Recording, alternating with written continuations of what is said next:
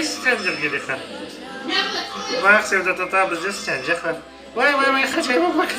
Tahta kanda kaçarsın. Kanda kaçarsın. Kanda kaçarsın. Kanda kaçarsın. Kanda kaçarsın. Kaçay. Ya bu nasıl kaçacak kızım? Tahta. Tahta Scanjak. Kaçay. Hatice. Baba yeme. Ma, video çıkar ay. Ne çıkar? Ma tut kızım. Tut. Tut yapamazsın. Ma. Bak Gelikan korkma. Yapma öyle Hatice. Gelikan. Kes Safiye'nin kendini çıkar. Çıkar Safiye kendini. Scanjak. Gelikan sen de bak yapma Scanjak. Abi yap parmağını. Ay Hatice. Gördün nasıl Scanjak güzel? Ay saçlar cıfı. Bak Gelikan nasıl da bak. Mana Scanjak Gelikan'da.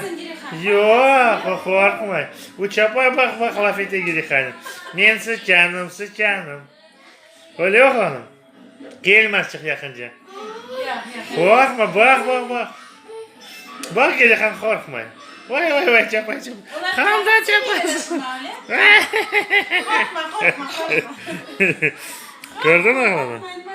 Yapın da şimdi gene yapacak değil mi? Var Gelikan'a var. Korkma Gelikan o çişlemiyor korkma. Kana ver bana da bakalım. Kana ver bana. Gelikan gel. Ay. Gel bana ekmek Gelikan gel. Ana sen elini. Tok ağzını eline alma bak. Son yuvarlak ellerine. Eline son ağzına yumay. Vay çapay. Korkma. Çapay senin üstünden bir kere var. Çapsın senin üstünden bir kere. Ha bunda gel bana. Koy. Scanjak var Gelikan'a. Biz ne bile köpür yapar. Ay yavaş sıkma pek. Var. Vay. Korkma o çişlemi korkma. Bak nazna küçücük. Ne aşağı yok? Kağıt aşağı.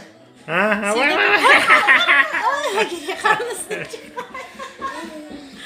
Gelikan'ın üstüne çıkar. Gel bunu da bir kere bak. Gel. Bu elini çıksın. Bak. Top. Korkma. Ha bunda Ozan da çıkıyor. Bildi istemiyor tabii. Öyle ya? Bak. Oldu. Ay. Bak yavaş pek sıkma. Sen hemen pek sıkma bak. O senin bekende galiba Gelikan bak. Bekende. Bu kim Gelikan? Bu ne? Ne o söyle. Scan ait. Sıçan. Bekende mi sıçancık? Pek sıkma ama yaşa. Korkmasın. Yok elmacı korkma. Gerek mi? Elmas korkay. Elmacı korkma çünkü şimdi yanındayım. Gelikan korkma. Gelin de bunda koyar. Korkma yaşa. Bunda omuzuna koyar. Yüzünden altımıza. Yüzünü çevir abla. Bakınız. Tahta yüzünü çevir. Korkmayın Gelikan sıçancıktan. Oldu. Ali oldu ver. Oldu. Oldu verin Sevda Tata'ya.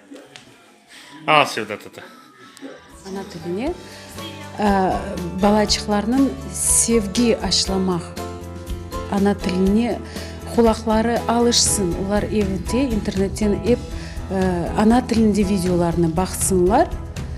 Kulak alışa ve balacıklardan kolay laf etmeye başlayırlar. Ana tilinde laf etmek utanmak gerekmi. Bu Kırım Tatar tilinin bütün şiveleri o bizim tilimizin baylağı.